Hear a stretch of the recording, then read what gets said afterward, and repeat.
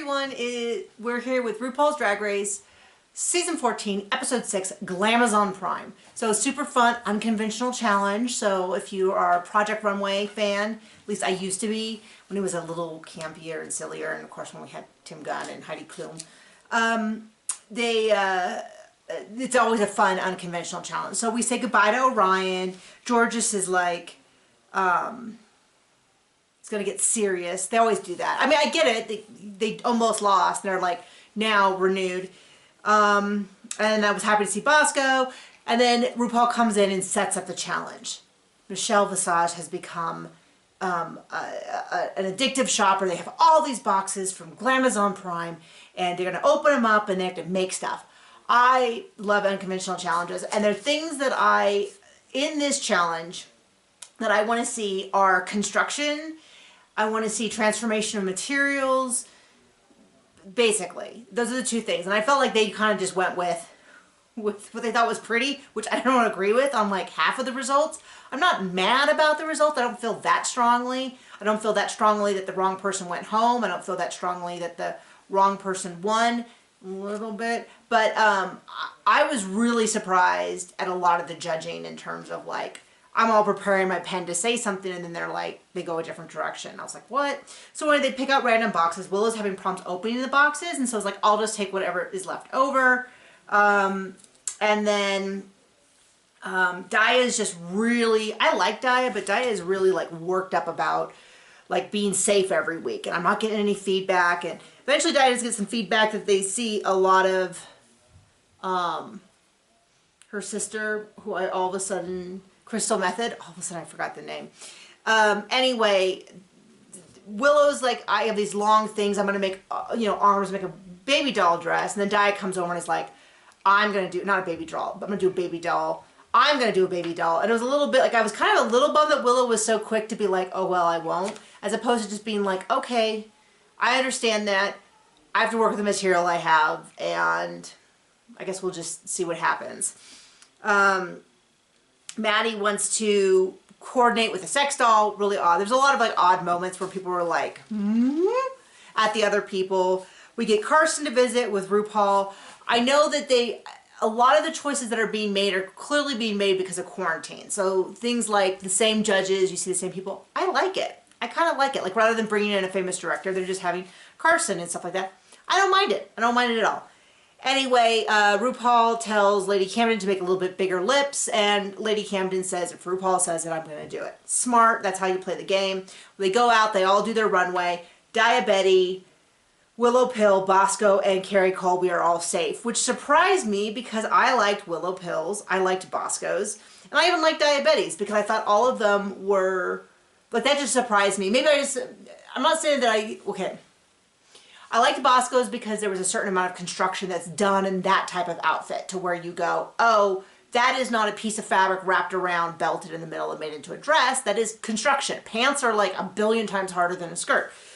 I liked Willow's idea. This is something we hadn't seen on the runway before. It was a transformative.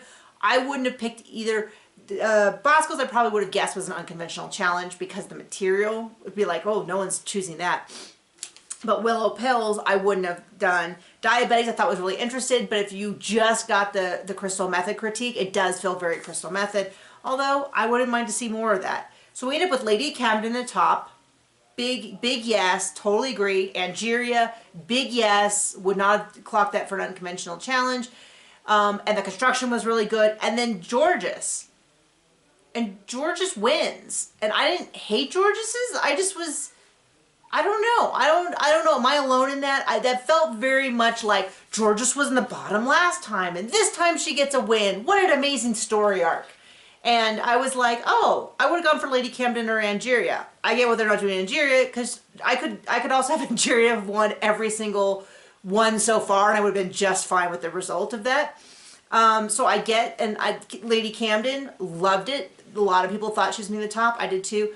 I don't hate that Georges wins. Like, I'm not going to, I don't feel that strongly about it. I just was a little bit like, I thought, oh, for sure, Lady Camden or Angeria is going to win. And then they said Georges. I was like, oh, I kind of looked at it, I was like, okay, yeah, it is a little more interesting than I thought it was, but I'm still not like 1,000% like, oh, I totally see it. And our bottom was Maddie, which I get. There's something not finished about Maddie. It just feels very new. It felt like this is just someone who's going to benefit from getting a couple of years underneath their belt. 1,000%. I really feel, and I say it all the time, there's queens that I just, you know, it's not that I think they're bad, it's just I think that they aren't as far in their journey, and we've caught them a lot sooner than some other queens where you're like, oh yes, this is a superstar, how did we not know about them? Deja, and I was really confused by this critique because I thought the dress was just a piece of fabric kind of wrapped around her body and belted. And then they were like, it's really the headpiece and the fan that ruins it. And I was like, or the dress? Like, I don't consider it to be that bad, but the critique to me was baffling. The idea that it's just the headpiece and the fan. Otherwise, it would have been a great look. Because I was like, okay. And then Jasmine. And I liked Jasmine's, but this is where I feel like they are like, oh, it's just fabric wrapped around you. And I'm like, as opposed to half of the people. So it kind of confused me because it felt a little bit to me like, then why wasn't Bosco in the top? Because it was such a good outfit or something like that. Anyway, Maddie and Jasmine are going to lip sync. And there's a whole big kerfuffle in Untucked.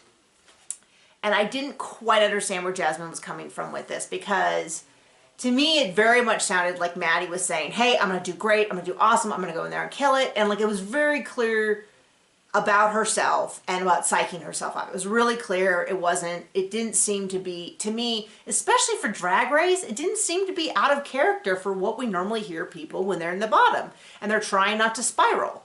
And Jasmine was like, just came back really hard. So it felt like Maddie was very focused on like, I'm going to do this, I'm going to do that. And Jasmine was very focused on, also on Maddie, like you are this and that and this.